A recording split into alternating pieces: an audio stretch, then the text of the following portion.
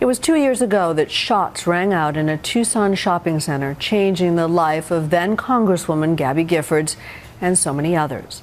Tonight, she and her husband, Mark Kelly, open up to ABC World News anchor Diane Sawyer about their emotional journey to the scene of another senseless tragedy and how it inspired their new call to action.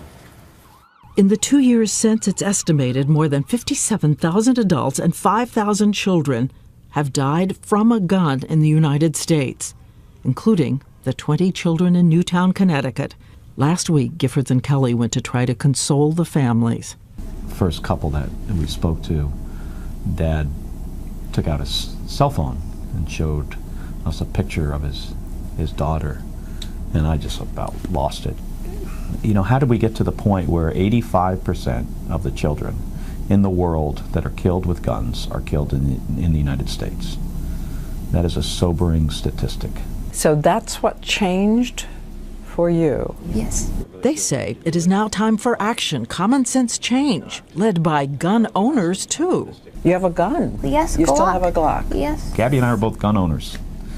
We are strong supporters of the Second Amendment.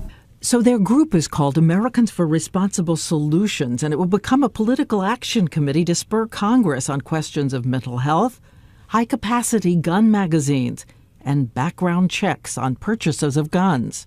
I bought a gun at Walmart recently, and I went through a background check. Why can't we just make it more difficult for criminals and the mentally ill to get guns? But the NRA would say to you they can get them illegally. I don't agree with that. But they made these arguments. The only thing that stops a bad guy is a good guy with a gun. If there'd been somebody with a gun there in that parking lot with Jared Loughner.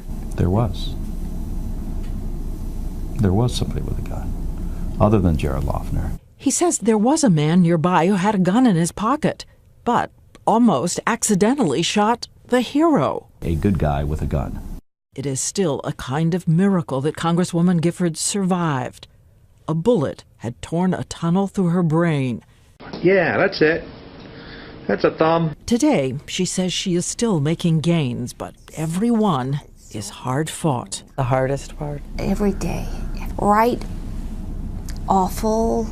She is trying to say because of her injury, she has trouble seeing on the right side. But in the room with her, there's no doubt she understands quickly, which she says makes it more frustrating when she doesn't have the words to answer. Struggle.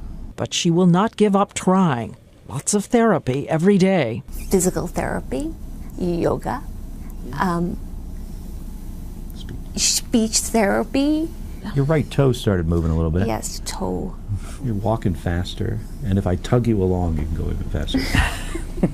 But even if it's hard for her to walk, they say she will be walking the halls, taking her case to the Capitol. So if any members of Congress decide to do nothing, they have to say it to her. When it can happen to children in a classroom, it's time to say, Enough.